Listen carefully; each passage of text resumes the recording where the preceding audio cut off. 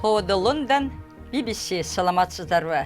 Елер алып жаңалықтар менен таныштырып, Гүлнара Касманбетова. Иракта коронавирустан каза тапкандардын саны кескен өстү. Көп жылдык согуштан жабыркаган саламаттык системасы оор абалга туш келди. Стамбулда мечитке айландырылган айтылуу Ыйык София соборунда 1930 жылдан бери биринчи жолу эл жума намазга чогулду. Бул шлем коронавируска каршы коргой алабы? Илимий техникалык жаңылыктар клик баяндамасында. Иракта коронавирустан каза тапкандардын саны тез өсүүдө. Ансыз да узак согуштан жапа чеккен өлкөнүн саламаттык системасы бейтаптарды баттыра албай оор абалга туш келди. Ислам мамлекети тобуна каршы күрөшүү үчүн түзүлгөн куралдуу элдик мобилизация бөлүмдөрү Багдадда каза болгон кишилерди Нажаф чөлүндөгү жаңы бейитте көмүүгө көмөктөшүүдө. Эскерте кетели, айрым кадрлар кишини кейтиши мүмкүн. Өлүм менен өмүр ортосундагы алып урушкан бейтаптар. Көптөгөн ирактыктар сыяктуу эле Жамиля Садундун жашоосу оңой болгон жок. Уулу Аббас соңку 10 жылдан бери анын жанында. Ал өз өмүрүн тобокелге салып апасын карап жатат. Апасы айыгып кетсе да же көз жумса да жанында болот. Биз уулунан анализ алдык. Жыйынтыгы чыга элек. Бул анын апасы. Ал апасы үчүн жан үрөп жатат. Ар ким эле ошентмек. Өзгөчө Иракта энени ыйык тутушат. Аталар дагы. Эгер ата энең кыйналып жатса, алардын жанында болушуң абзел. Бул күрөштө дарыгерлер жетишпей жатат. Доктор Жавар Насир керектүү сандагы мед кызматкерлердин жарым эле бар дейт. Алар бир чети бейтаптарды дарыласа, экинчи жагынан өз жакындарын коркунучка кептеп жатышат. Сыртта Сафа Ал-Магди бирөөгө маркум тууганын табууга жардам берип жүрөт. Пандемияга чейин Сафа таксист болуп иштеген. Эми болсо ал өлүктөрдү бейиттерге ташып жатат. Башым, буттарым ооручу болду. Жакындарым мага ооруп атам, бара албайм деп айт дешет. Мен болсо жок, жумушту улантышым керек, Кудай колдосун дейм. Учурдагы бейиттер COVID-19 каза тапкандарды кабыл алуудан баш тартышты.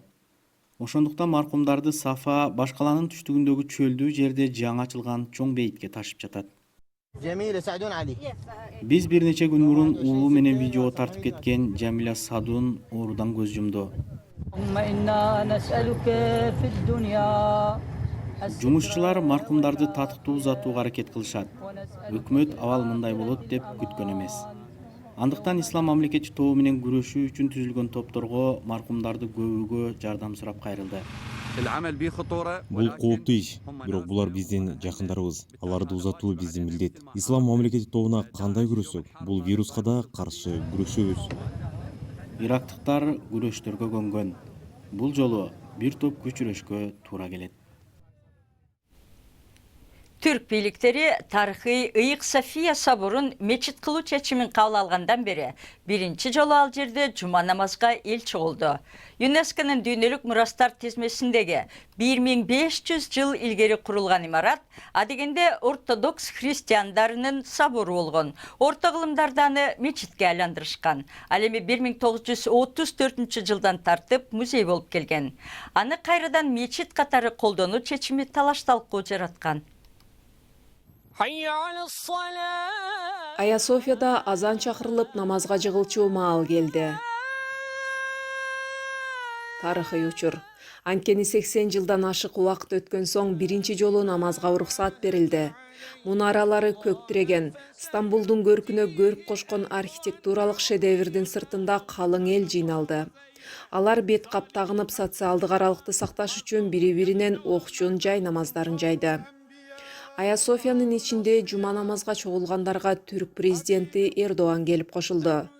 Башка өлкөлөрдүн лидерлери, сыйлуу адамдар дагы бар. Бул жайды музей эмес, мечит катары колдонуу жакшыраак деп ойлойбуз. Анткени бул жер 5 кылым бою мечит болчу. Ая София 547-жылы чиркөө катары курулган. 900 жылдан кийин Осман империясынын тушунда мечитке айландырылган. 1934 Түркия секулярдык багытка оогондо музей катары уюштурулган. Ал эми аны кайра мечитке айландыруу демилгеси түрдүү пикирлерди жаратты. Жалаң мусулмандар тарабынан колдонулушу диний ажырымды күчөтөт дешти чиркөө жетекчилери. Рим папасы нааразылыгын билдирген. Менин эси дартым Стамбулда.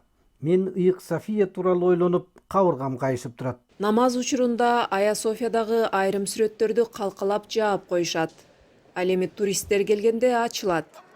Империялардын түптөлүшү менен кыйрашына далай күбө болгон Стамбулдун эң көрүнүктүү имараты өз тарыхындагы жаңы баракты ачып жатат. Стамбулда билим алып жүргөн кыргызстандык студент Курсанбек Дүйшөнкул уулу да бүгүн Ыйык София мечитине барган экен. Биз андан элдин маанайы тууралуу сурадык. Адамдар абдан көп. Бул жерде билим алып окуп жаткандыктан мурда да бир канча жолу келгенбиз. Ал учурда музей болуп турганда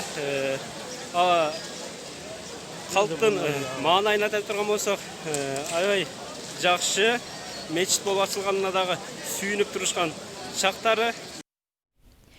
Түзө одолондан жаңылыктарды улантабыз. АКШ менен дипломатиялык чыр ырбап кеткен чакта Кытай Чэнду шаарында америкалык консулдукту жаптырууну буйрду.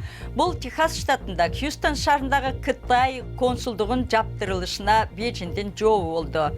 Трамптын администрациясы Кытай консулдугунун кызматкерлерин чалгынчылык кылып, интеллектуалдык менчикти уурдап жатат деп айыптаган. АКШнын мамлекеттик катчысы Кытайдын Компартиясын америкалык эркиндиктен пайдаланып, аны баккан эл аралык колду тиштеп жатат деп айыптады. Майк Помпео экономикасы гүлдөгөндө Кытай ачык коомго айланат деген божомол туура эмес болуп чыкты деди. Кытай АКШ өз элинин көңүлүн алуу үчүн Кытайдан чыгарып жатат деп Помпеонун сөзүн катуу сынга алды. Ирандык пилот АКШнын истребители деп болжогон учак менен сүзүшүп кетүү коркунучунан буйтап, учуу бийиктигин күтүүсүз өзгөртүп жибергенде бир нече жүргүнчү жаракат алды. Американын армиясы F-15 учагы Сириянын үстүндө опурталдуу эмес аралыкта учканын айтууда. Иран учагында тартылган видеодо жүргүнчүлөр куткаруучу бортоной жана кислород маскаларын кийип турганын көрсө болот. 2 адам бейтапканага жаткырылды. Вьетнамдын коммунисттик өкмөтү жаңы пандемия коркунучун алдын алып, жапайы жаныбардын этин андан жасалган продукцияны импорттоого онлайн жана мыйзамсыз соодасына тыюу салды. Буга чейин активисттер Вьетнамды элдиктелген медицинада колдонулган аюу жана жолборстун органдары, кескелдириктин териси жана кериктин мүйүзү сатылып жатканын көрмөксөн болот деп айыптаган. Коронавирус чыкпаганда бүгүн 24-июлда Токиодо 2020 жылкы Олимп оюндарынын ачылышын баарыбыз көрүп отурмакпыз. Бирок вирустан улам оюндар келерки жылдын июль айына жылды. Ошентсе да Токиодогу оюндар эмки жылы өтөрүнүн күмөн санагандар көбөйдү. Токиодон Руперт Уингфилд Хейс кабарлайт. Тецуя Сатомура мыкты жапон гимнасттарынын бири. Ал 2008 жылы Бейжиңдеги Олимпиадада медалга илинбей калган. Учурда ал 35 жашта болгондуктан Токио 2020 анын акыркы Олимпиадасы болчу. Бирок COVID-19 вирусу анын үмүт кыялына суу септи. Эгерде 2008 жылы Бейжиңдеги оюндар бир жылга артка жылдырылды десе, анда макул. Дагы бир жыл машыгып турам деп ойломокмун. Бирок мен азыр 35темин. Бир жыл өтө узак убакыттай сезилип жатат. Андыктан чоң спорттон кетүүнү чечтим. Тецуянын спорттон кетишинин дагы бир себеби бар. Ал Токиодогу жаңы олимпиадалык стадиондо Олимпиаданын ачылышы аз эми такыр болбой калышы мүмкүн деген ойдо. Медициналык эксперттер пандемия кийинки жай мезгилине чейин толук токтобошу мүмкүн дешүүдө. Эгер натыйжалуу вакцина чыкса, абалды өзгөртүшү мүмкүн. Вакцинанын жардамы менен вирустун жайылышын азайта алабыз. Бирок ошондой болгон күнү да бул жугуштуу оору же пандемия 2021 жылы да улана бериши мүмкүн. Олимпиаданын максаты дүйнө өлкөлөрүн бири-бирине жакындатуу. Бирок Токио оюнду чет элдик көрүүчүлөрсүз өткөрсө болобу? Олимпиаданы уюштуруп жаткандар бул мүмкүн эмес дешүүдө. Алар Олимпиаданы өткөрө берүүнү же жылдырып туруу тобокелчилигин өздөрү чечүү керек.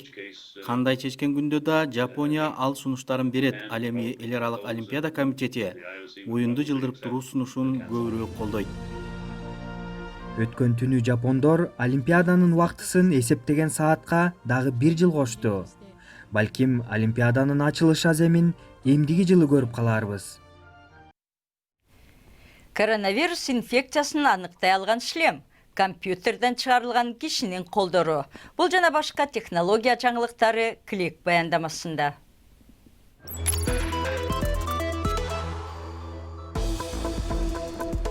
Бул каска коронавирус учурларын аныктоонун натыйжалуу жолу болушу мүмкүнбү?